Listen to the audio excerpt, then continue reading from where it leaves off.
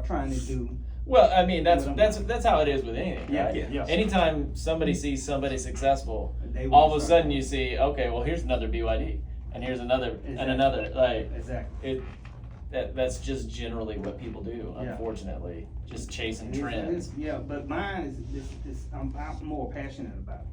Well, you've been doing it for how long now? But, oh, How long have you been doing social media? Well, just your channel, like your Bermuda Grass Central. Bermuda Grass Central, I want to say about 7 years ago.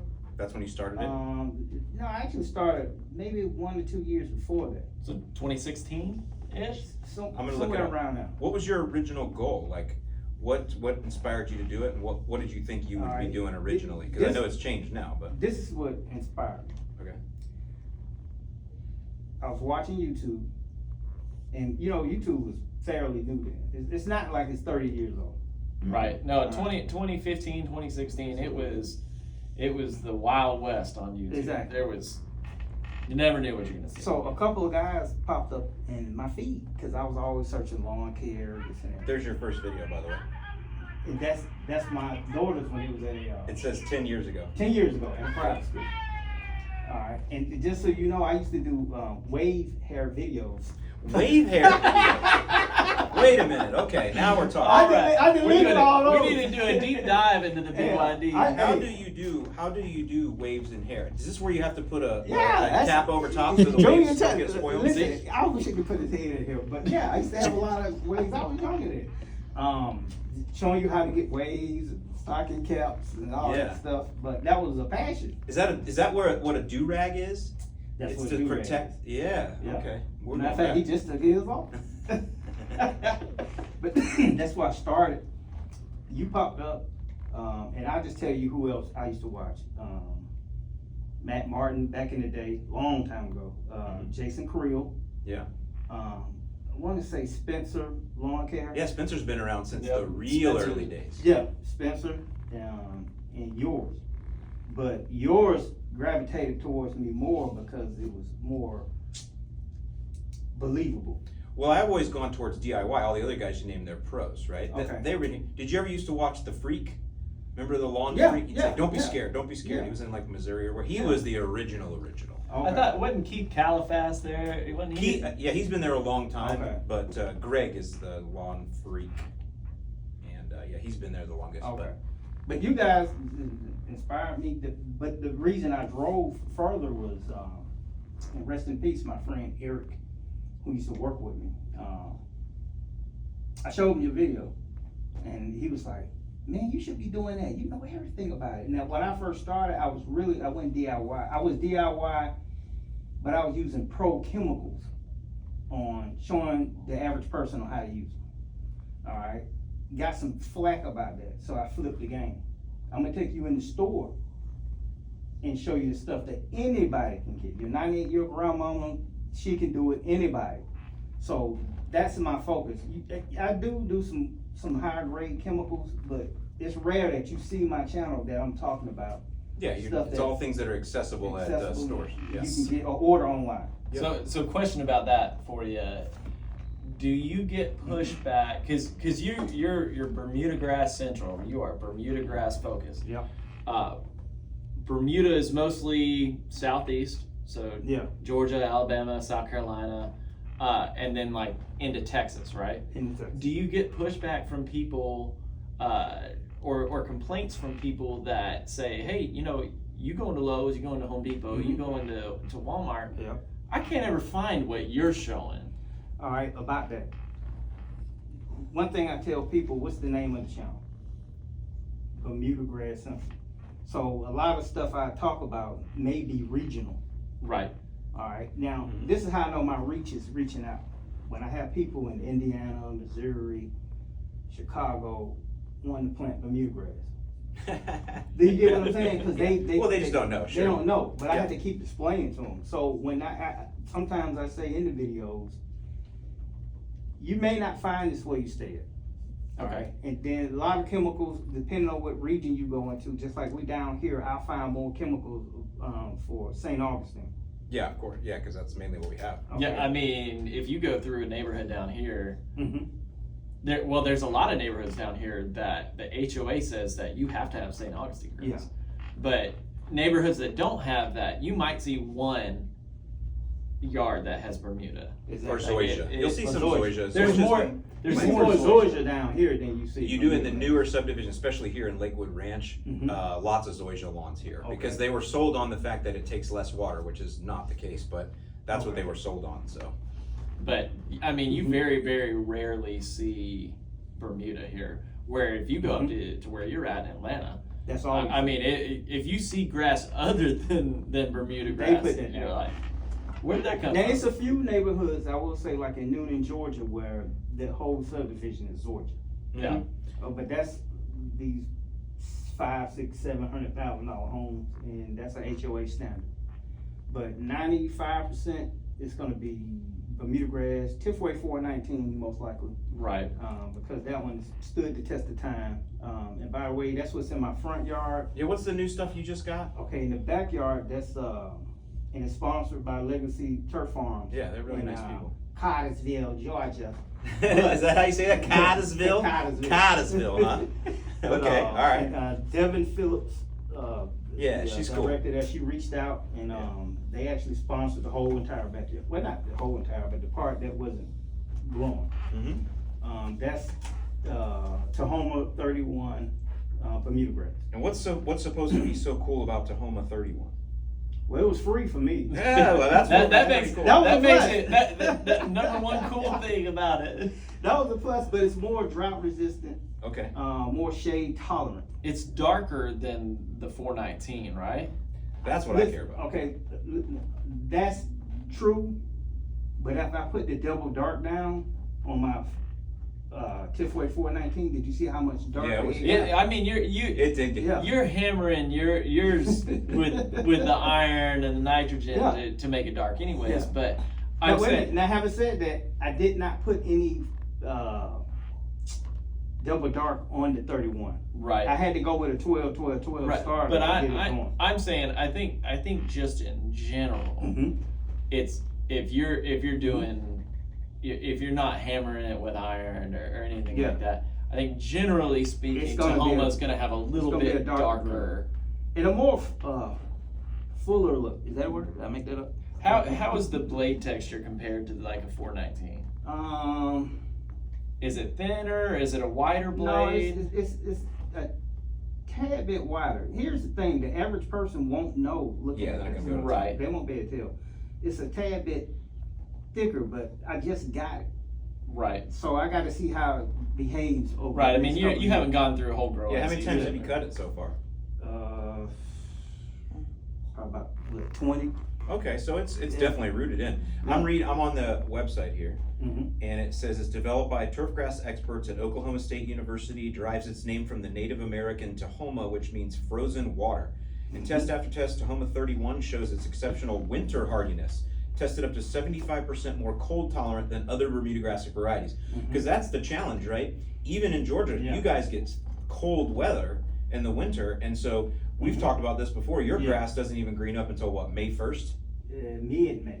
Yeah, so apparently this is supposed to be cold hardier, so it should green up faster in the spring. So you're going to really see it Yeah. going in Right. So the next That's year. what I'm that'll be waiting the real test is to Yeah. see How it does. how the right? front yard versus the backyard greens up. Now, bear in mind, my backyard is pretty much shade, I was gonna say you get a From the lot house, more shade. and I got a lot more So shade. you got trees in the back and house in front, right? Let me tell you, you could actually see the Bermuda 419 reach out in mid-July, or June, July, kind of in August, and then you can see it start to fade back because of the trees. Right. So my hope was that me putting that Tahoma 31 back there, that it could tolerate the shade, and I can just green up a little bit earlier, because when I'm not greening up back there, it's all dirt. Right. So I don't hide my video, I don't hide my yard, I show everybody, but it's still an eyesore. Well, that's the challenge with Bermuda. Brett's Bermuda, was it last year? I was just about to bring that Yeah.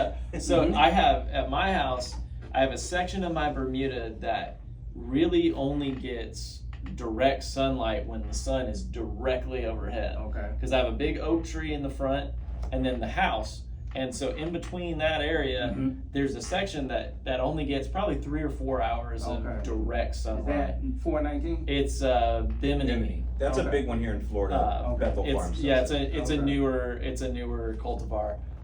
And I love the look of it. It's really, really dark.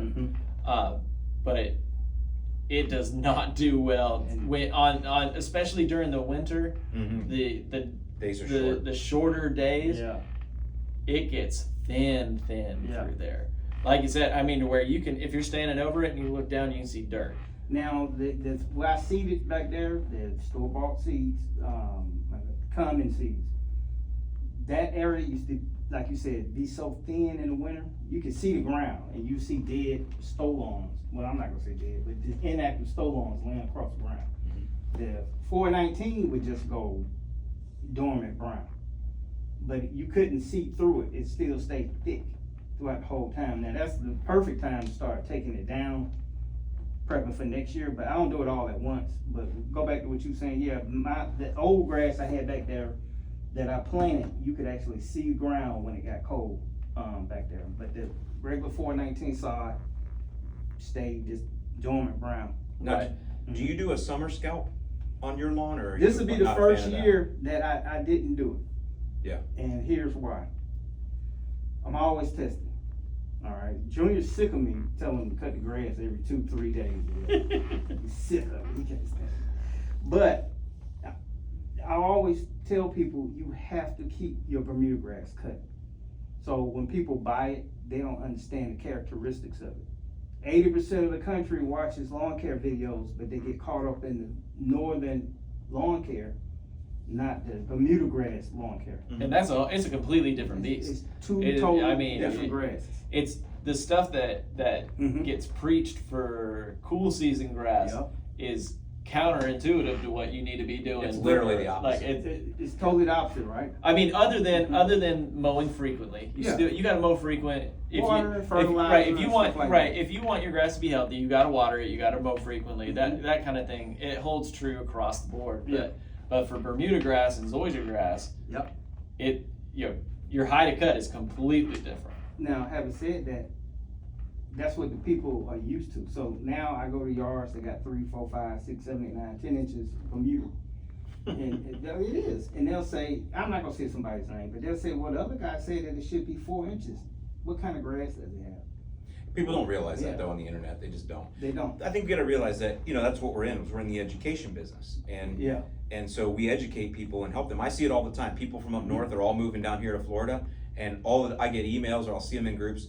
I had the best looking lawn up north, and I came down here and I just can't figure it out. Okay. And it's because they don't know. And I'm like, okay, that's fine. We got to change the whole approach because and down here where we're at, south of the frost line, lawns don't necessarily even go dormant. So you're year round. And our dry period when we need to water is the winter.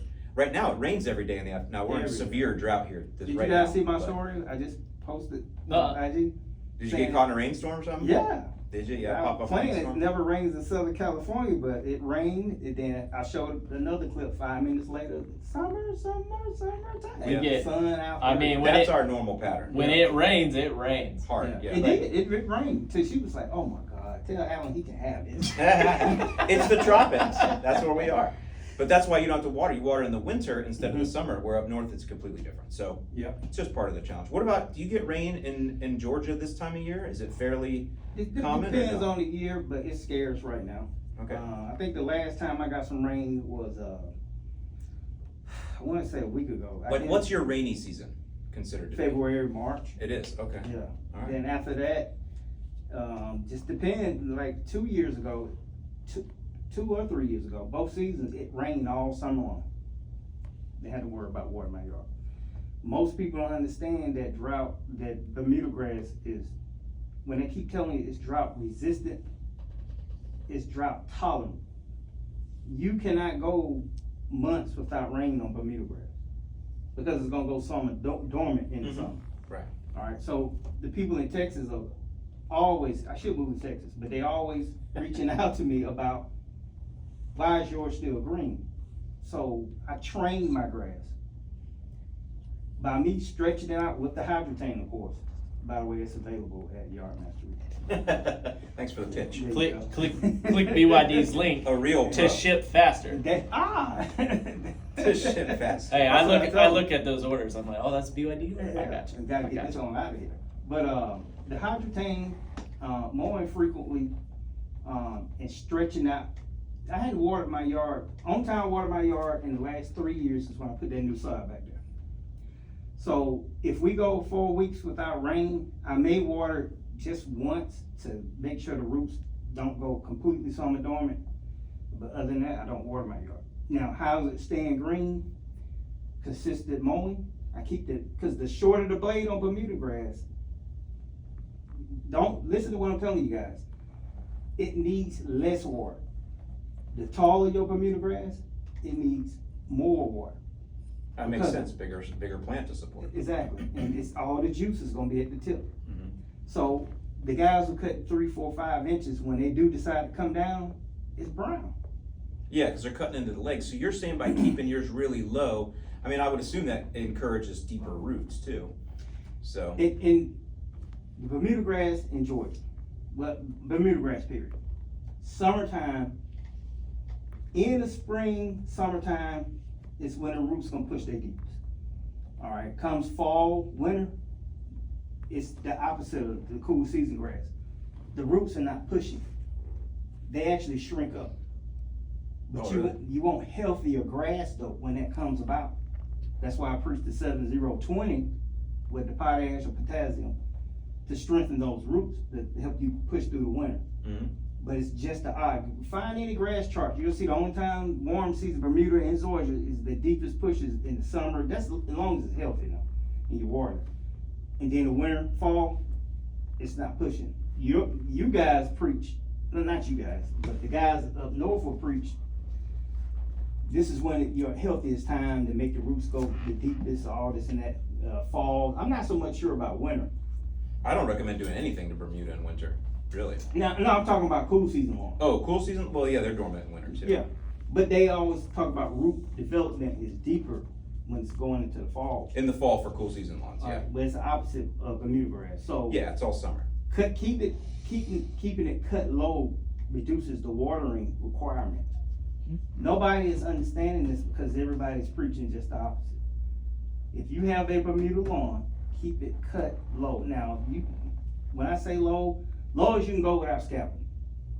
There are no perfect lawns just off the rip. Most of you guys have to do lawn leveling, all this and that. Yeah, because that's the Yeah. issue. I see that all the time in Bermuda. Guys they're mowing low, and then after they mow, they're like, "Why do I always get these brown spots?" Like, well, you got to get down. There you Look, go. you're cutting into the legs. Yep. So you probably need to do some leveling at that point, or put some Exactly. sand in there or something. Or maybe roll it when it's early spring when the ground is not as hard. But the average homeowner is not gonna do all that.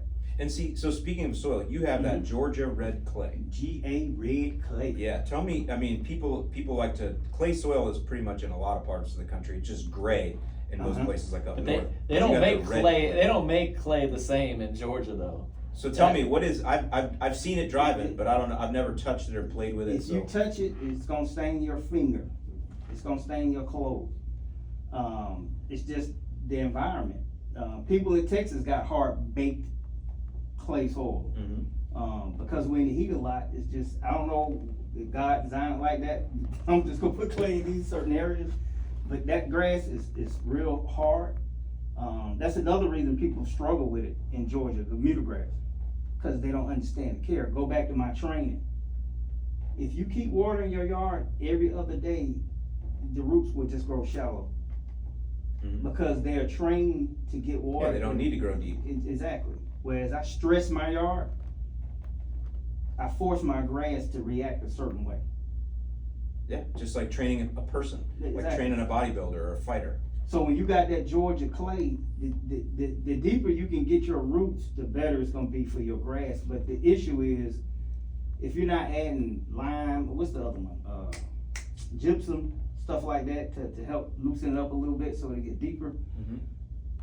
You just may have an issue all the time. And I always get loaded questions, well, I want my yard green, I want this and that, but it's not gonna be the same for everybody. It's just not. Every yard I service, I got some yards never put fertilizer down. We mulch. Mhm. Y'all looks almost as good. I'm not gonna say I got BYD yard. Looks close. You know what I'm saying? Looks good. Looks good. But then I got some what they are fertilized. They got True Green coming out, this and that, and the guys at True Green just can't get it done like they want it done.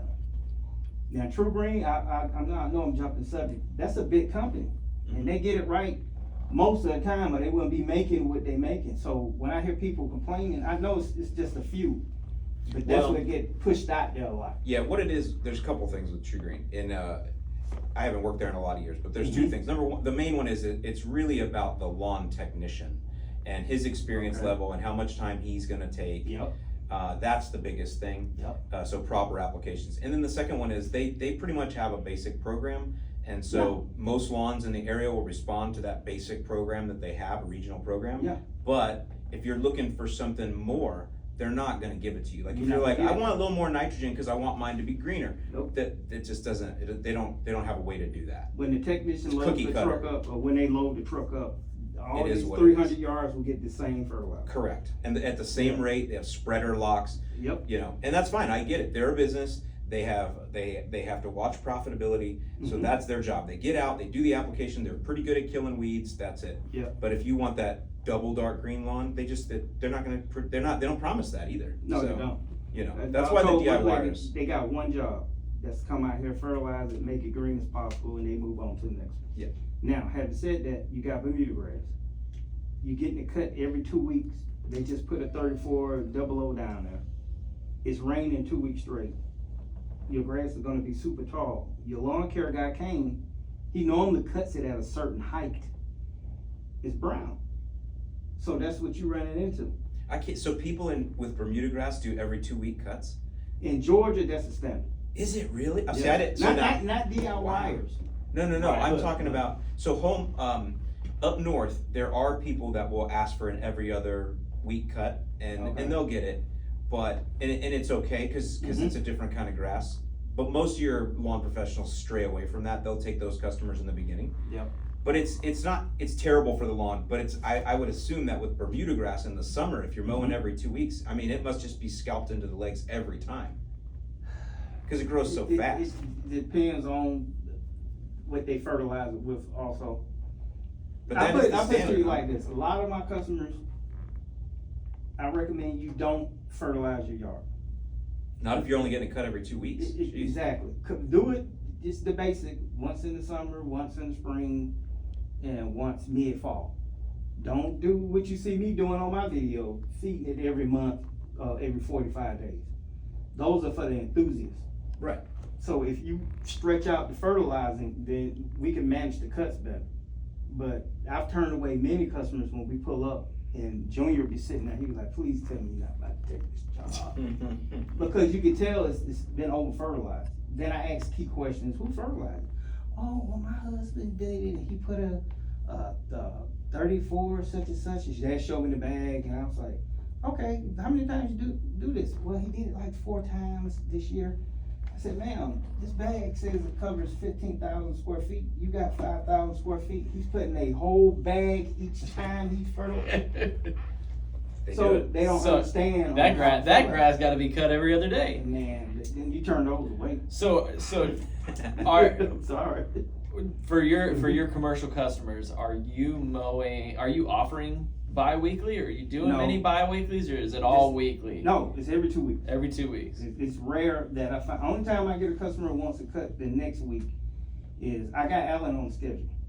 All right, the way I operate, I don't call you, we don't set up appointments. You know every 2 weeks, we are coming out to cut your yard. I don't wait 2, 3, 4 days for payment. Payment is due that day or that morning, the next morning.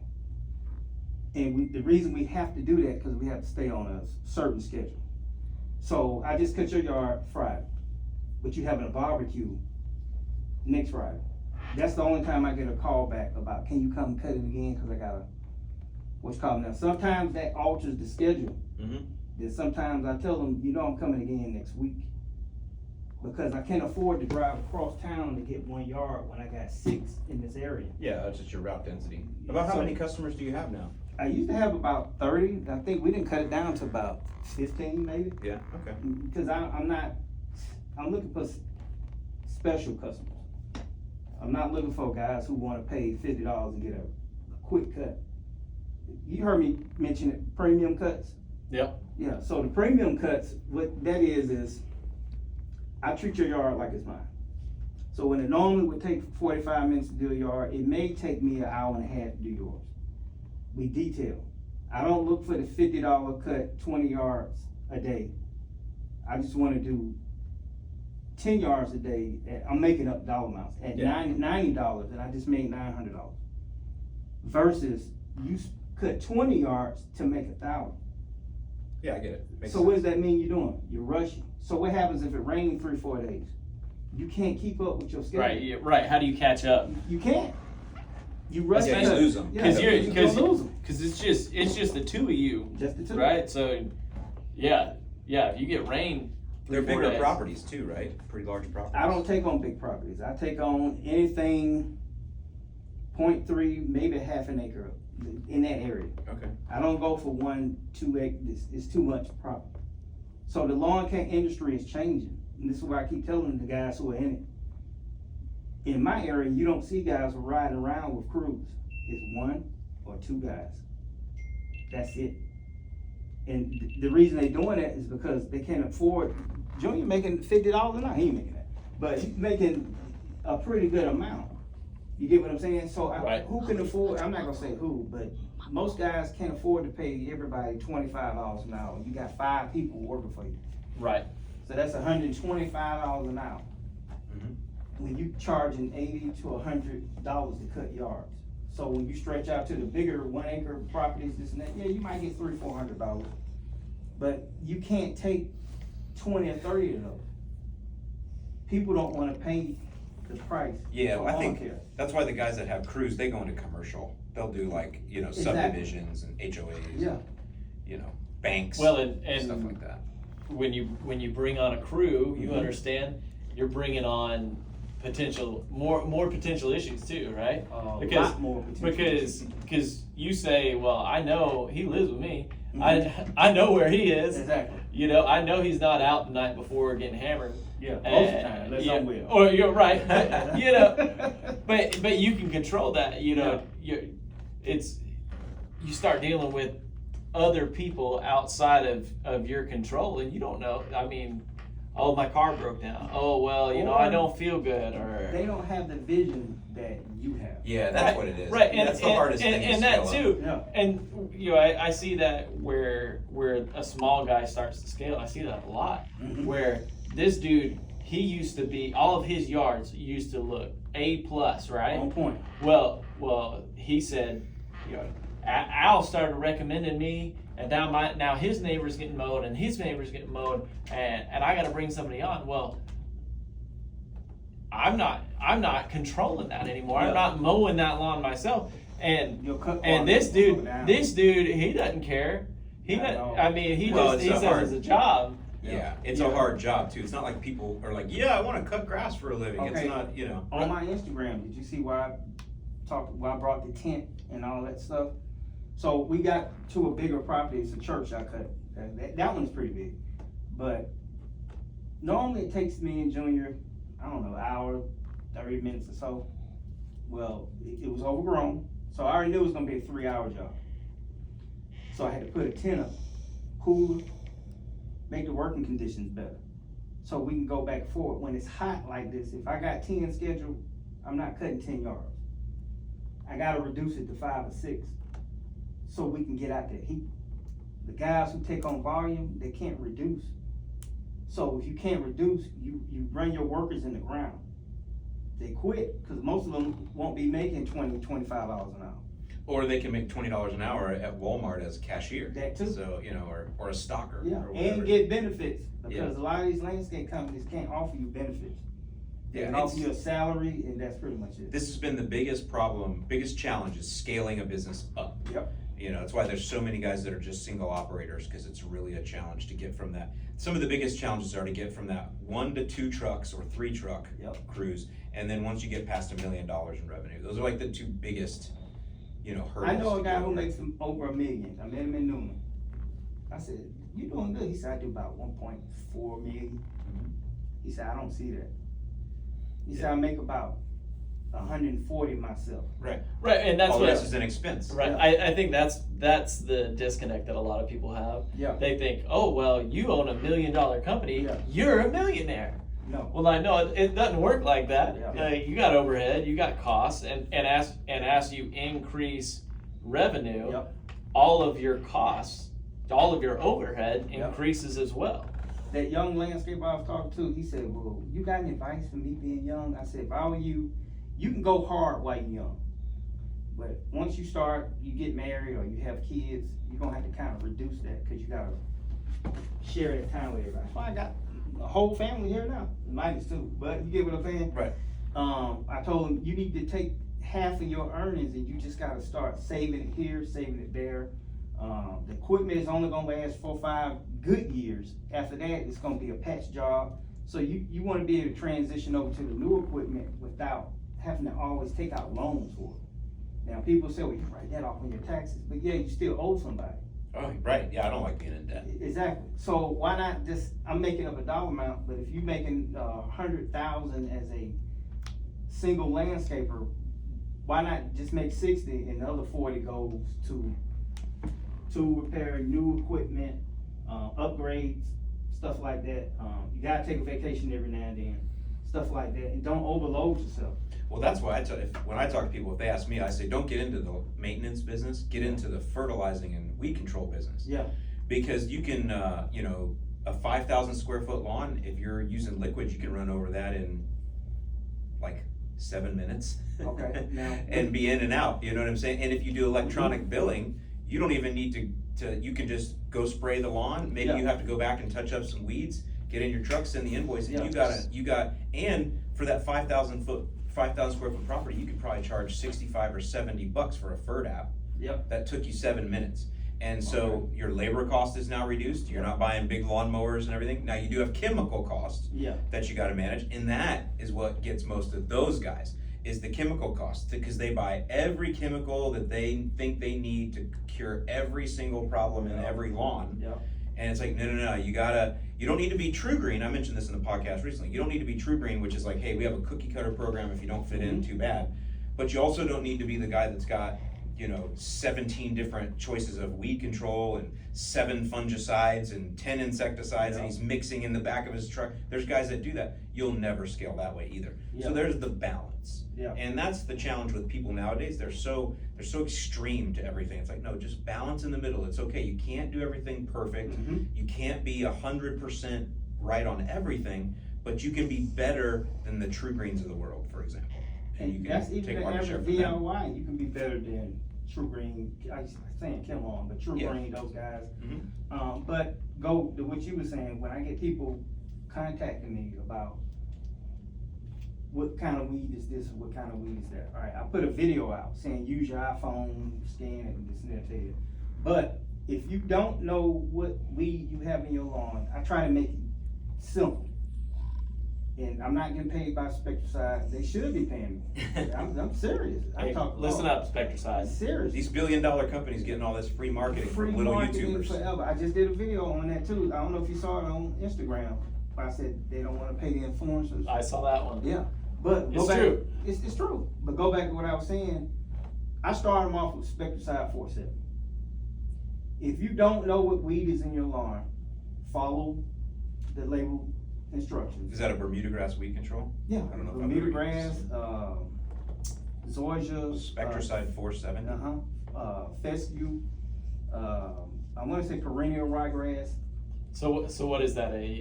Like a 2,4-D? 2,4-D, quinchlorac. Okay, so yeah, just kind of all a the general kitchen sinking. broadleaf.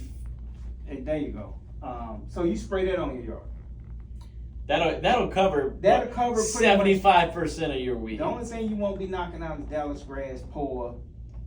Right, stuff that you need a specialty. Specialty for. But Allyn, let's not waste time asking what every weed is in your lawn.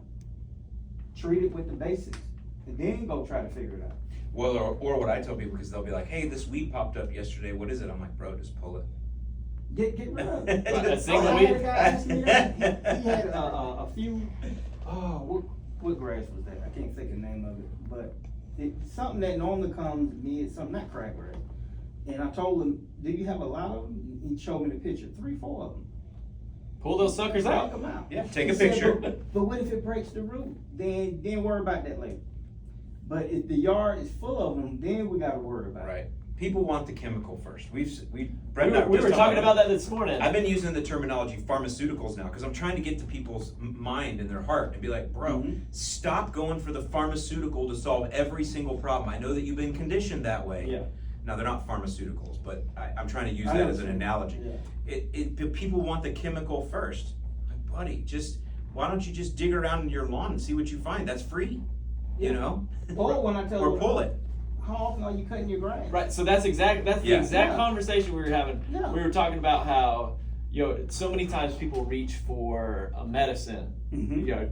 Like, I've been depressed. Well, do you sleep enough? Are you eating healthy? Are you working out? exercising? Exercise, Right, yeah. and it's the same thing in lawn care, right? Yeah. They say, hey, my lawn looks real bad. Okay, well, how often are you watering? Mhm. How often are you mowing? Yeah. How often do you fertilize? Like, get Basic the basic things that the lawn care 101. If you do those basic things and you're still experiencing problems, well, then let's address it. Then let's But address but if you're saying, oh, well, I'm getting these brown spots, well, when do you get those brown spots? Well, after I mow. Yeah. Well, how often are you mowing? Like, if you address the simple things, 9 times out of 10 you fix the problem. Now, having said that, my transition at my age, I'm doing more consultations now than cutting yards.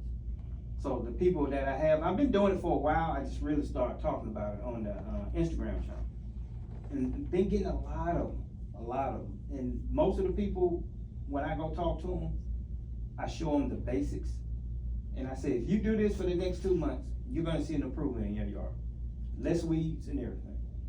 But when you asking me what is this weed, and your grass is this tall, we gotta address the lawn, the Right, mowing stuff yeah. first. There's no sense Basics. in even addressing that And weed that's what I tell problem them. if you're not even gonna mow If your you're grass. not gonna mow the yard, the basics you done. can't just spray something on here and you got green grass. Well, my neighbor has 5-inch, such and such, and I said, wait till next year and see what his grass looks like. So how receptive do you find people are to that? Do you, The lawn consultations? yeah. Are they real receptive? Do they follow Listen, you? Well, they believe you Listen, because you're. That's why they call me, because Right. they've seen, one thing about my channel, I show you what I do. Right. It's not fake. But are they receptive to that? Are they actually saying, hey, you know what? Well- because I mean I see people asking questions in Facebook groups Yeah. and that kind of stuff, and Mhm. and a lot of times I feel like people are asking a question hoping that you're gonna feed them a certain answer. Okay, So if you show wait a up, minute, what you just said, I just did one, last week. I told her everything she didn't wanna hear. She was like, well, you're not telling me what I wanna hear. I said, I'm telling you the truth. right? See, and It's not gonna that's the happen. problem, right? Yeah. I had a guy not too long ago. This guy, he drives past my house every single day. Okay. He always waves at me. Well, so one day he stops and he goes, "Hey man, my yard looks like crap. Okay. Would you come over and give me some pointers?" Yeah. I'm like, "Yeah, man, no problem." So I ride over to his house, and he's asking all these questions. I'm giving him answers, and everything that I would say to him, he'd say, "Yeah, but." You gotta Well, what if I do that? And I, at the end of the conversation, I said, well, hey man, look, if you don't want to do anything that I'm telling you, why did you even ask? I'm gonna tell you how I stop that. When I pull up, and I'm gonna use you out, doing a consultation, and I ask key questions. Well, how did you find me? Well, I followed you on Instagram. Okay, I know I gotta talk a certain way because I know how my Instagram content is different from my YouTube content. So I found you on Instagram. I said, all right, everything I'm about to tell you, there are no buts. if you do what I tell you to do, you will see results. Right, so you're prefacing it right up front. Right You're up just front. saying, And I hey, give yo, you this an is. option to say, well, I was watching. But if this channel, he said this and that. That you didn't call that channel out here. Now, having said that, if you do what I tell you to do, you're gonna get great results. Will they be mine? No, because if you're not gonna do every 3 cuts a week, Cool. you get what I'm saying? Put this down, put that down at certain times. And I don't really do put a lot of chemicals on my yard if you have paid attention. It's really strictly the fertilizer, the hydrotane, and I may do some Sunnyland miners blend every blue moon. Right, because you understand, really the basics are what gets you a good lawn, Yeah. right? Cut the grass, Proper mowing. sharp blades. Yeah, I mean, Yeah. honestly, if all you did was mow your grass frequently enough, Didn't I tell you You're gonna have- earlier you're in this gonna- podcast that right. I got yard that I mowed that we don't fertilize Right. nothing and it looks great. and I guarantee you, if you mow your grass Mhm. often enough, you will have a better lawn than 50% of Easily. lawns in your neighborhood. Easily. Yeah, but it's easier for me to throw down a chemical because that's how I've been conditioned in my life. Right, that's Is the that answer. Working the lawn out, giving the lawn cardio by mowing it every 3 days. Oh, I don't want to do that. That's a lifestyle change for me. But Okay, throwing now down a ask me that chemical, too. you know. Why I'm mowing every 3 days? I said because the yard's gonna look better and you're gonna be getting some exercise. Why do you cut 17,500 square feet of yard with a battery push mower? Exercise, the smaller lawnmower does better on my lawn because my lawn is bumpy. My zero turn will scalp. It won't scalp if I go 2.5 inches. Right, but on a lower, especially if there's any sort of gradual hill or incline or So if you facing my house to the left, I got a slope. Zero turn, scalp marks all down through. The little baby mower, no scalp marks. Battery mower, I don't need no gas, no spark plugs. I haven't been looking at gas or spark plugs, none of that stuff for the last 3 years since I had battery. People don't realize that. So this is another one. These are all things I have listed up for my podcast to come up. But there's the whole gas and battery thing. When there was a discussion in our Facebook the other day that got a little nasty. You know, somebody was people asking, get real opinionated. Yeah, people were they asking do? questions. Well, a guy had mentioned that a certain electric mower that he had, it didn't cut real well, and he was just asking for advice or whatever. And people were coming in, all that battery stuff is complete trash. Yeah. These are the terms they're using. I'm like, Yeah, do you realize what garbage. you said? Complete trash. Blanket, Really? blanket statements, right? Yeah. Like everything They're so is black and this. white with everything. Like and what it is because somebody in California said no more gas mowers in the next 2 years. And so now it's politicized, and so people are ticked off at battery. But battery isn't the problem. Your politician in California is the problem. Go be That's what mean you a jerk to have him. argument. Yeah, we're not. I like battery because, like you said, I don't have to get gas anymore. I don't have to do that maintenance, and frankly, it's easier to throw a battery in. Just pop it in and go. Right. So, But- not cut you off, but I cut year round. I just don't stop, cause I got leaves and stuff. We go mulching, great content in the fall. Ain't nobody watching videos of mine. But long story short, when winter ends and spring starts, Junior goes in the garage, put the battery in, push the button. He's on his way. My gas mower, I still got it. We had to yank it 15 times to try to get the crank up. Then I still had to make sure I got it maintained before I put it up. I got a winterized video on the gas lawnmower. The winterized for the battery is clean the deck, clean the bagger, put the lawnmower in the house or garage, not in the house, but the garage or your shed. I don't suggest shed if you stay up north where that condensation gets in the wires. But put it up, take the battery out, put it in the house on the shelf after you charge it or half charge it, whatever they say. That's it. That gas one, I gotta do that whole maintenance before I put it in storage. Mhm. Then when I pull it out of storage, I gotta do a slight mold maintenance on it because it may or may not crank up. Right. And, Most people and, don't even do that. though. Right, That's- and they well, just- most people do. Hey, I'm done for the winter. I Park put it. it in the garage, and then come springtime, I'm gonna go. Rank, rank, rank, rank, rank. You can't This get thing started. sucks. I throw it away and I go buy a new one. Or they get lucky a couple years and it does start up because it happens. Yeah. But yeah, most people aren't sharpening their mower blade, any of that No. stuff. And this is why battery is easier.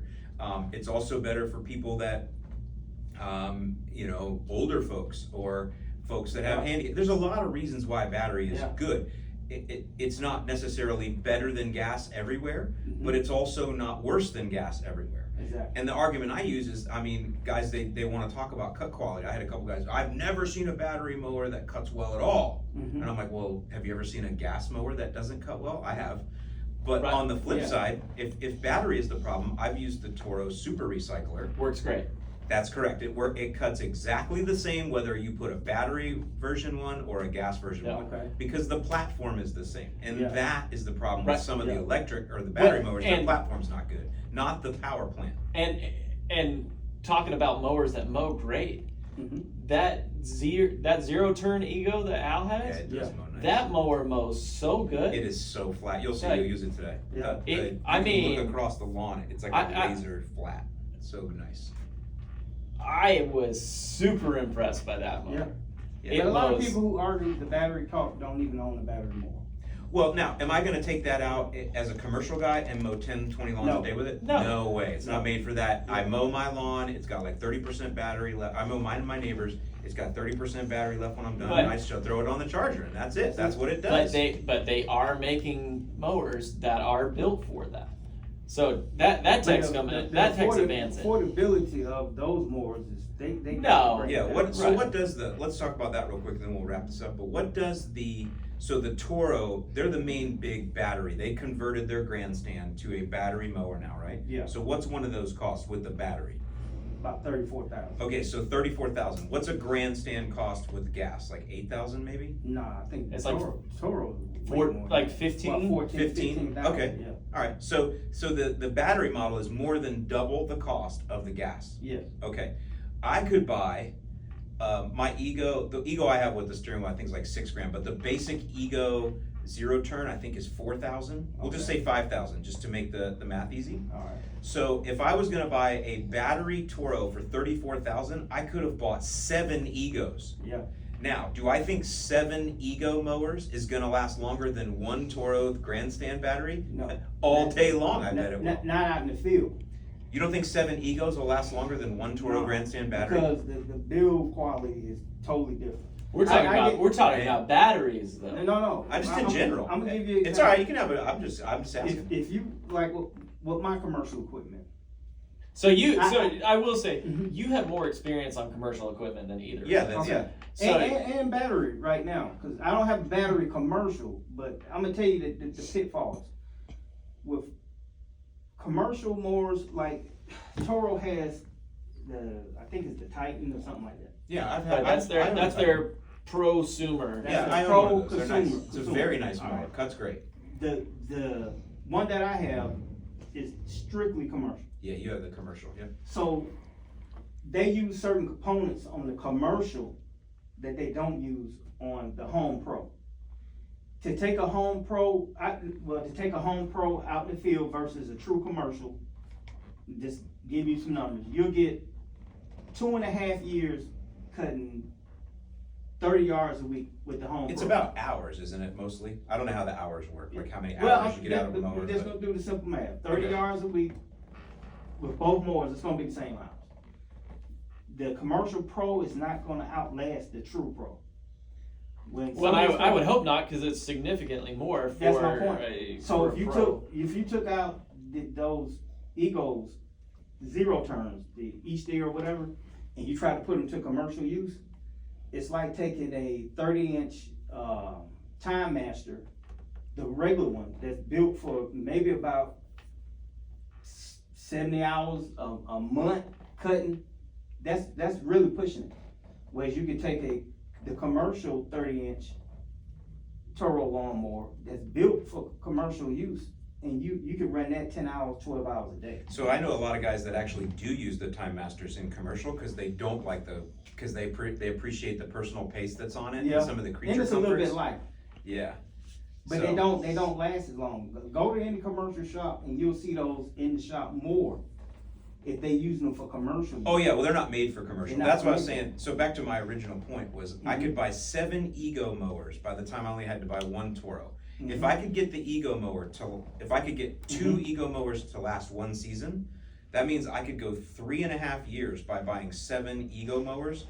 Do you think I would get 3.5 years out of the Toro Grandstand with the giant battery on it, or is that battery going to go bad? You should get about 5, 6, 7 years out of it. That's a Tesla battery in there. That's not the regular. Is it? I don't know. I haven't studied it. High-end battery. So here's the deal. You buy, the initial cost is $34,000. They're going to come down. But Yeah, the initial cost is $34,000. BYD can't get one for a demo because as soon as that battery more touches one blade of grass, it's reduced to $20,000. Right. Just like a vehicle rolling off the lot. Okay. Like, But the gas version of that is $15,000. I could get it for demo. They can clean it up. It's only gonna lose about $2,000 worth of value. You get what I'm saying? Now, to go back to what you were saying, the battery grandstand, 5 or 10 years from now, and this is me doing some research, they're gonna have to start selling the tool on. Because that battery should last 5, 8 years. It should. Now, I'm not talking about you using it every single day of your life or this and that. You gotta have options when you get a mower like that. That cannot be your primary. Because if it goes down, a lot of these shops are not set up to fix the battery. Even though it's a plug and play, they can get the battery out, but it's components in that thing that's not in the gas. Gas is still easy to fix. Whereas electric, I'm gonna give you an example. You see all the battery mowers I got. One of them went bad. Sat in the shop for 6 weeks. Couldn't fix it. They had to throw it away. They sent me another one. But I lost 6 weeks of mowing. right. If you're down 6 weeks and that's your primary mower, Well, they should give you a loan right there. you're in a bad, But you're in who's a gonna bad give you a way. battery loan? Well, right. So yeah, listen. You get what I'm saying? The professionals have not adopted battery technology. You They can hate go to it. every dealer and they'll have some battery stuff on the wall for trimmers and stuff. But I don't know if they have any battery mowers. Here's the thing. By the time that Toro, this is my prediction, by the time that $34,000 Toro comes down to the $15,000 mark in whatever 7 or 8 years, by then robot mowers are going to be so good that pros will just go and they'll either do it one of two ways. They'll either have one mower that's mapped to all their customers, so they'll just go to that property, set the mower go, and do the trimming, and it does. And then by the time they're done with the trimming and edging, that mower has finished mowing. They pack it up and they go to the next one, and it's mapped for every customer. There's are they called Nexmo? I might be speaking out of turn. That may not be who they're called. Anyway, there's a company that's developing that. Or the other one is you get the customer to buy their own, and so it's whatever it is, $2,000 up front. I'll install it for you, and every week when I come here, I'm going to weed whack and service that mower for you, but it's your mower. That's why I think Toro putting all this money into this $34,000 grandstand is a colossal waste of money. Well, and Toro, that's my prediction. That's not unique to Toro. Not to take a dump on Toro. All of these big companies are doing that. Ferris has Gravely, all of these companies are coming out with these battery But here's mowers. the issue. I know we're talking about the lawnmower. Let's talk about the dealer.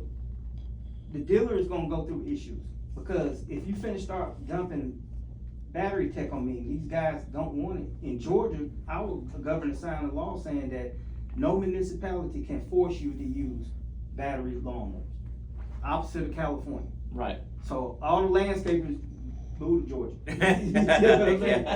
But the dealer is the one that's gonna suffer. Because if you coming out with this tech, and me, Allyn, and Goodyear, we want new tech every 3-4 years because we keep watching the influencers get the free equipment, this and that, and we think that we can just go out and buy it.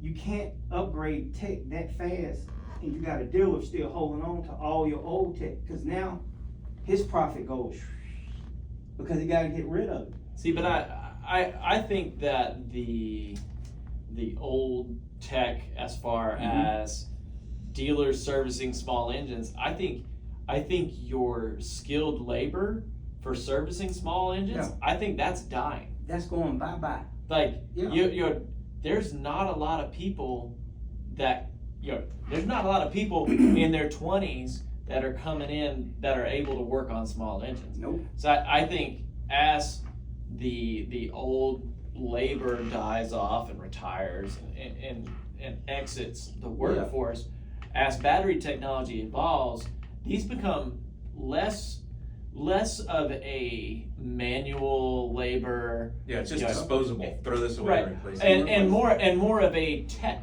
type thing, which is what these 20-somethings and younger, they're going to be more tech minded to work on the technology that's the battery tech compared to the small engines and cleaning a carburetor or something, figuring that kind of stuff out. All right, I'm gonna tie all this up because I know we got to go, but go to what you were saying. Junior know how to cut grass because I'm his dad. Most of these kids out there don't know how to cut lawns, period. How did I learn how to fix my black truck when I had 20 plus years, all my lawn equipment? Because I was hands-on. When it broke, I had to fix it. Mm-hmm. The new equipment that's more high-tech and kids like that don't know how to fix. We go back to what you're saying, they can't go to small engine repair schools because they're not interested in that stuff. So the mechanics there, that's why you see it's $76 an hour and all this and that. So they can pay him 40, they can keep the other 35, whatever it is. The workforce is just not coming along like it used to. So it's now, if I can't pay these guys, I gotta figure out a way to still run my business. So now I gotta go back to what you were saying. Okay, I gotta figure out a way to get a robot mower, show up. All I need is a tech that know how to trim this and that. Now, if you ask that tech anything about that mower, he ain't gonna know nothing. Goes back to True Green Lawn. Those techs don't know nothing. They just got a certain product, put this down, go on about your business. That's where everything's going. That's why I keep telling these young landscapers, you're gonna have to adjust your equipment, the battery mower, not battery mower, the battery products. Now the weed eaters and stick heads and stuff, that's taking off. A lot of guys, blades of grass, he uses it and all this. And Yeah, that. he's definitely cutting edge. Yeah. Literally. That tech is gonna go forward. He's been using robots too. He's got robots on. Right, and that tech, commercial properties. the handheld tech is there. Yeah. The batteries are there. There's companies that are coming out like Crest that have faster recharge times, that have figured out those issues and have gotten past those. That tech's there. Yeah.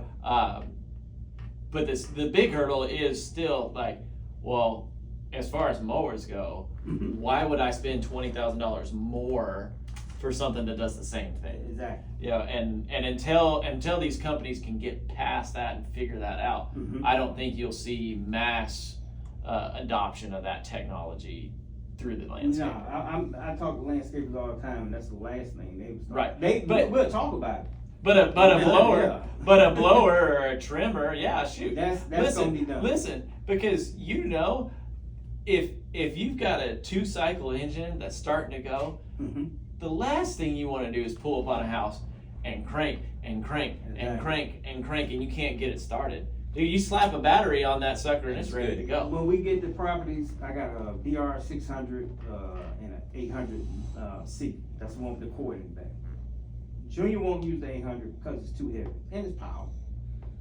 The 600 he'll use, but his favorite tool of choice is a battery blower, handheld. These are properties that are maintained so we don't have a lot of debris. Right, you're not talking about huge leaf cleanups or something like that. Nothing like that. But listen, if you're doing a maintenance mow, you show up on a 5,000 square foot property, you don't need a BR 800. Yeah, just blast it right off. With dude, a handheld blower is boop, boop, boop, boop. You're done in 10 minutes and you're gone. We're gone. You use it, slam dunk it in the truck. Let's go. Right, battery. And the nice thing about that, obviously, is with it being battery, you just pick it up and blow. You don't have to crank it up. And then, okay, well, hey, this guy, his newspaper's in the way. Let me move the newspaper. You set down the blower. You don't have to worry about it idling dead and then cranking it back up. You're ready to go. Yeah, and believe me, I get sent so much equipment. I got plenty of batteries. That's never been an issue. But when you find a good mower, because it's all gonna start from the mower. Most people, they out looking for mowers. All right. So if they get the mower, they're happy with it, then they start buying the weed eater and all that good stuff. Now you got 5, 6, 7 batteries. That's gonna solve that issue where people come up with the battery doesn't last. There are no batteries in homeowner lawnmowers that's gonna last 12 hours a day. You got 30, 45 minutes of good runtime. But when you buy into their platform, now you got endless hours of runtime. Greenworks, when I first started using them, I was trying to get people to understand this. You would never run out of battery with this lawnmower. This is how it works. You get 2 batteries. You got a fast charger that comes with a dual fast charger. When that first battery goes dead, take it off, put it on the fast charger. You still got 30 minutes on this battery. Okay, so that one drains one down fully, then drains the other Then one. it- then it'll They don't all switch do over. that. Some of them drain them all Equally. equally. Like in Milwaukee, I think That's how my ego drives does too. off of pulls power from both. All That's of so it, they can yeah. just get more power to it. Right. But once that dies, you put it on a charger, you run it with this battery. All right, when you get close, and the good thing about the Greenworks is they have a meter on top of the handlebar where you can see You it. can see it, yeah. All right, so when that one is almost dead, you simply just go get the other battery and put it in. Now, people say, well, you still had to stop. I stopped with my gas lawnmower. Right, you run out of gas, same thing. Run out of gas, or you need to take a break or something, but a 2-minute stop is not going to diminish the value of the intended purpose. Right. Now, what I do recommend, I told all the battery lawnmowers that I work with, companies, your lawnmower needs to come with 2 batteries, or you need to have a hellified battery that's gonna last an hour or something. The one I had that lasted the longest on the single battery was the Ego Select Cut. And mine came with 7, I think it's 7.5. 7.5, All yeah. right, they got a 10 amp too, if I'm not They mistaken. got a 12 amp hour 12. battery. Okay, now they got 12, all right. That sucker's a beast. Yeah. But they're not shipping those batteries with it because the money is not in the lawnmower, the money is to get you to buy the $500-600 battery.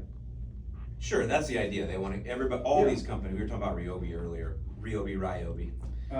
So, I used to call it same REOB. REOB. Well, I remember those BYD videos. Yeah. Here's the REOB. The thing about those is they're it's like buying action figures. That's how I look. When I was a kid and I'd start buying G.I. Joe action figures, you gotta buy them all, right? So you collect them all. Or Yep. Star Wars action. That's how Ryobi is. Like you can't just buy the lawnmower now. Now they got a fan and they got a Okay, what you a just sump said. pump and a pressure washer. They got all this stuff, and I'm like, well, I already got all the batteries. Right, man. then next thing you know, you're like, well, they have this. You're on the they got platform. right. Yeah. Then you're like, well, they have a grease gun. I only grease things, I two, still 3 got times. got a year. one greaser in my but, but listen, I can't ever get my stupid grease gun to work right. But man, might as well buy that I'm gonna tell too. you this, I know we gotta go.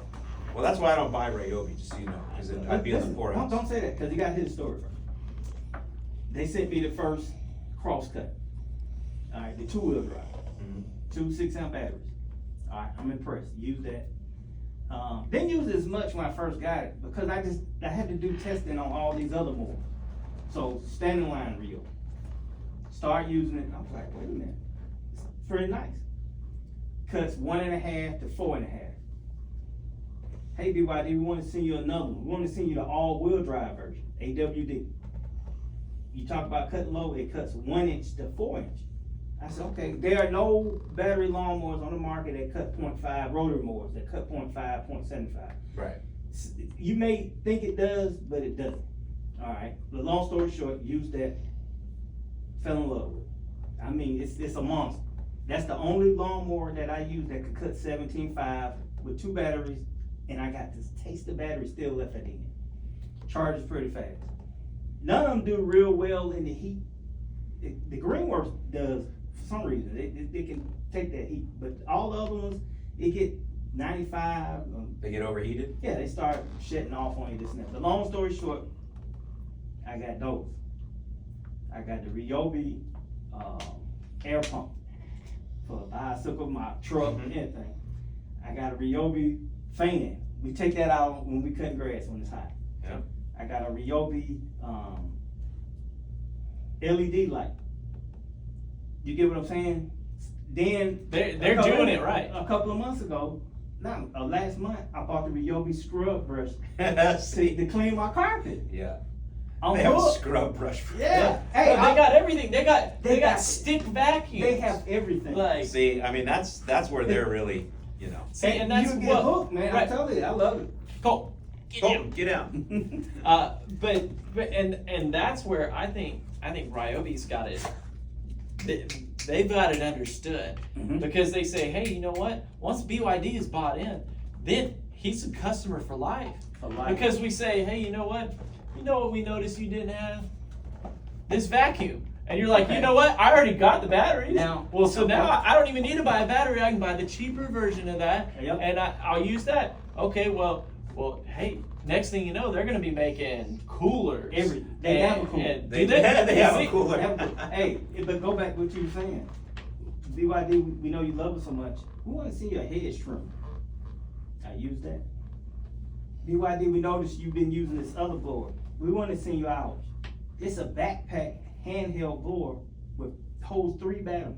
Oh, because the backpack is just batteries? It's just batteries. batteries. I've seen those. That's pretty cool. But do you get what I'm saying? Yeah. Right, So that's what I'm saying.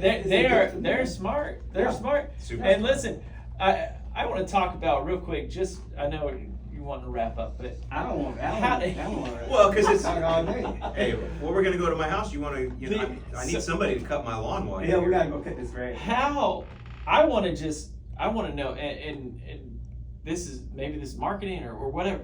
How has Ryobi gone from being they used to be the bottom of the barrel? Listen, now their stuff is great. Listen, I said this when I used it the first time, and I said it on camera. I said, I'm gonna be real with you. The Ryobi used to be trash. I remember the blue Ryobi tools, right? Yeah. They sucked. I'll tell you what happened. It's because didn't Ego used to be in Home Depot. They did. And Just a then- couple of years ago. Right, and so Ego is now exclusive, and I have to disclose, Ego is my sponsor. Okay. So Ego is now exclusive with Lowe's and Ace. Yes. And so I think when that happened, that's when Ryobi said, okay, we're gonna step up our game now, because Ryobi was always known as the second tier, the cheaper, the not as quality. So they just were like, well, there's a hole now in Home Depot, so they just brought everything They up. bought And all good the for them. space. If you go to the battery lawnmowers, They own the have space. 6 lawnmowers Ryobi. Yeah. If you when you first walk in, that first aisle that they show you everything, it's everywhere. Mhm. They have Ryobi days to get you hooked onto the platform. Yeah, they're smart. That got me hooked. I got 18 volt and 40 volt batteries everywhere in the house. And it works. Yeah. And their stuff works great, but good on them Yeah, for they're smart. seeing the hole and They saying, took hey, you know what? We've always been thought of as a lower tier, and they're still kind of, when you talk to professionals and people doing contract work, they still kind of crap on it, but from my experience in the last a lot more people use in it. a last Yeah. few years, my experience says, listen, I'm a DeWalt guy. I've always been a DeWalt guy. Yeah. I've always had the yellow and black tools. Mhm. The tools that I've used from Ryobi are every bit as good as the DeWalt tools that I've used. And DeWalt has lost space shelf. Right, because Home Depot. because if you're Home Depot and you're saying, hey, this is the company that we're putting all of our money behind, and they're producing tools every bit as good, why would we? They probably have a better profit off of those tools because Home Depot is the exclusive distributor for them. Yeah. So Then they're getting a lot of free marketing from BYD. So. Yeah. Well, I went to Ryobi field day a couple years ago. I remember that. So Yeah. they were. I was impressed with I everything wasn't I saw. invited. Yeah. I think that's why I saw you use that first one, the little joystick on it. I didn't like that. I haven't still seen a lot don't about love zero. that. I saw there's a guy in my neighborhood that just bought one. Does he? That's the I first swear one I've seen in the wild. It looks like a mobility scooter. I can't do it. Sorry, Ryobi. Here's I can't do something. I can't get behind it either. No. Ryobi, Home Depot, these guys need to fix. I'm always in Home Depot and Lowe's. I like Home Depot a tad bit more. Well, whoever pays the most, but Home Depot is based in Georgia, Arthur Blank. I'm a Falcon fan. It is what it is. I support anything that's ATL or Georgia. Mhm. All right. So long story short, when I'm in there, the one thing I've been noticing, and it's been going on for years, your regular lawnmowers used to always sit outside. Now we have all this battery and lithium mowers and all this and that. They're sitting them outside in the rain, in the elements. So when you go buy one, do not buy one that's been outside. I would never buy one that was sitting outside. No, just Do for not that. never buy No. one. They If can you do all can they get want. it that's on the inside, get that one. Make them take one off the showroom floor. That's what I Right, always- right. You say I want that one. I I don't want- care how many butts have sat I on it. don't I care. want I that can wipe one. that clean with some Lysol. Like, But sitting out there in the sun and element, that's, if I was doing business with a company, that would, It is a bad look. yeah, it's a bad look. Yeah. Especially when I get out there and I'm showing you all the rusted, this and that. It's not intentional, but it's something that as a consumer. Well, you because can I be wouldn't aware leave it out in the rain when I owned it. So why are Right. you leaving it out in the rain before I own it? Because they don't have the storage area. They don't have a specific indoor building that's designed for, this is where we keep our lawnmowers. And the other thing is, they gotta watch my videos, your videos, and everybody else's videos to find out how they work, because you can't go to a Home Depot and Lowe's and they take you on a joyride with the $3,000 lawnmower you're about to spend your money on. You go to a commercial dealership like Campbell's Hardware and Equipment, I want that one, they'll take you outside and let you show you Sure, everything. yeah. Yeah, well, that's why, I mean, I recommend if people buying a mower, go to a dealer if you want. right. If you're buying a mower That a dealer carries, go buy from right. a dealer. Yeah. If a Go. dealer has it, absolutely Go buy to it the from them. dealer. Yeah, And- I used to buy my super recyclers from dealers because that was the only place you could get them. I don't know if it's the same way, but when I buy a Toro super recycler, that was a dealer only model. I don't see super recyclers in the Home Depot or Lowe's. I only Yeah, see them. I at haven't the looked in a dealers. while, Yeah. Right. But the other thing is, if you buy a mower that's sold at a Oh, wait, dealer, go back. I see the regular ones. But I know those are Right, at Home yeah, Depot. but not the battery. The super recycler was Right. always reserved for dealers. I don't know if they've changed that. right? But so what I was saying is, if you buy a mower that's sold at a dealer and Mhm. sold at a Home Depot or a Lowe's or Ace or whatever, and it breaks down and you have to service it, which Lowe's, Home Depot, Ace, they don't service mowers. Ace I know. does. What? Ace services. Do they? Yep. So, well, if you Yeah, take it, Yeah, and so- Northern Tools, they'll service the equipment you buy from them. Now, I don't know if it's every Ace, but I know like the Gus Fox Ace up there in Yeah. Northwest Indiana, they have a great service. I don't think department. it's every Ace. The newer Aces don't have. the Ace all right service here around the departments. corner, I don't think He doesn't does. Crowder's here? Okay, so Yeah. some do. But- I do know that the one in Indiana does. Right, but what I'm saying is, if you buy that mower from Home Depot Mhm. and you go to take it to your dealer, you are not going to get the same kind of service out of that Nope. dealer as you would if you would have bought it from them. All right. Like they just don't, they're not going to care about you. Understandable. Yeah, and I get that. So, but if you had the option to buy it from a dealer, I would support a local Yeah. family-owned dealer over a All Home day Depot. Absolutely. Yeah. Here's what I suggest. If you're buying any type of equipment, just see if there's a deal around. Now, some people don't wanna pay the dealer price. The dealer price may be about $40, $50 more than what it is in the store. Is it? I don't know. Is it? Some places it is. I've seen Oh, I thought that, they'd protect them that way. it's a little bit higher, but technically the brand you're getting at the dealer is supposed to be different from the one in the store. Now, I've Sure. heard that's not true. It's, I'm not gonna say it, but it's, I was about to. Well, because it makes, I don't know how, to me, if I'm Toro, it If you're would be buying the really same weird. model, Yeah, it would be expensive to have a different line to run It's, dealer. it's not gonna be a See- different line, it's just gonna be a different model number. right? So It's that's gonna what be I'm the saying. Same model. If you're it's just gonna buying- be a different number. If you're buying a ABCD 1, 2, 3 model from Home Depot or a dealer, It should be exactly it the should be same. exactly the same. Yeah. And if your dealer's telling you that it's different, they're probably just blowing smoke up your butt to try to make you buy it from them. But you know why they do the number different? So when you bring it in the service, they know it They came know. from a dealer. Mhm. Alright, if you buy from a dealer, the dealer I buy from, anything new you buy, they register the product for you right down on the spot. Yeah. Right. Alright, if you buy it from that dealer and you have issues with that particular piece of equipment, you get priority over people who didn't buy from them but bringing equipment. Well, and that's, I mean, if we're going back to the professional, most professionals will buy the brand that has the closest dealer to where their route is. Right. So be like, I'm a Toro man, I'm a Ferris man. Well, you can be a Ferris man, but if there isn't a Ferris dealership within 100 miles of you, Yeah. you'd be stupid to purchase that. Right. Because Mhm. where are you Even gonna if- get it? even Well, if it's- unless Ferris is owned by Toro and they can all overlap. But you get what I'm saying, right? Right. You wanna Yeah.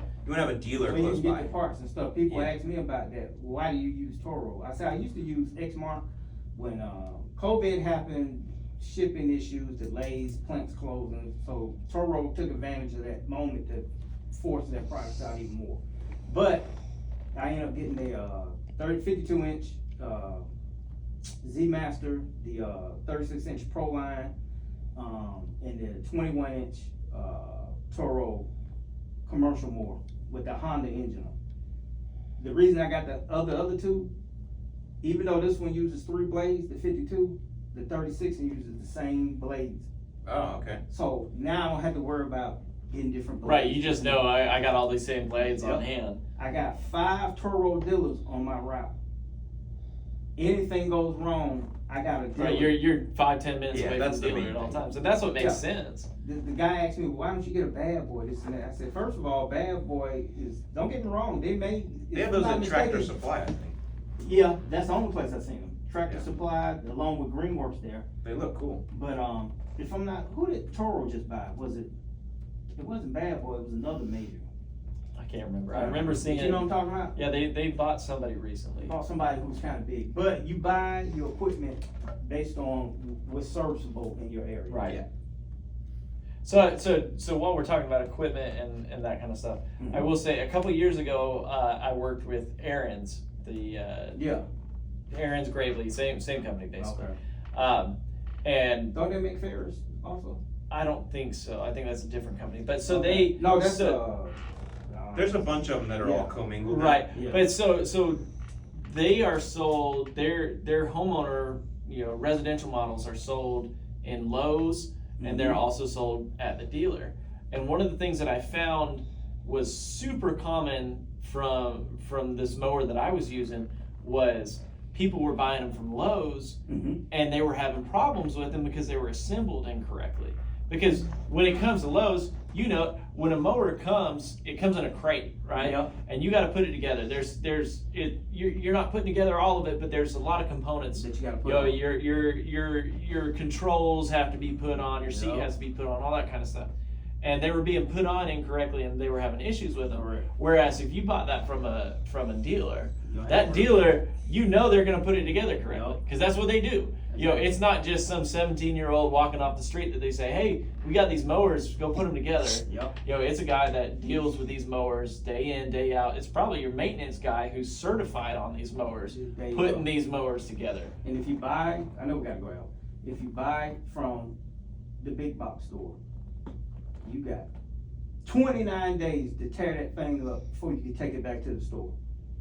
Day 31, you gotta deal with the dealer. Right, they're gonna tell you, Manufacturer. "Hey, go back to Toro Exactly. or whoever." You So bought it that from." process in itself is a nightmare. I'm here to tell you. So you buy it from the store. I tell anybody, don't buy your husband a lawnmower gift and he gotta wait 3 months to open it up.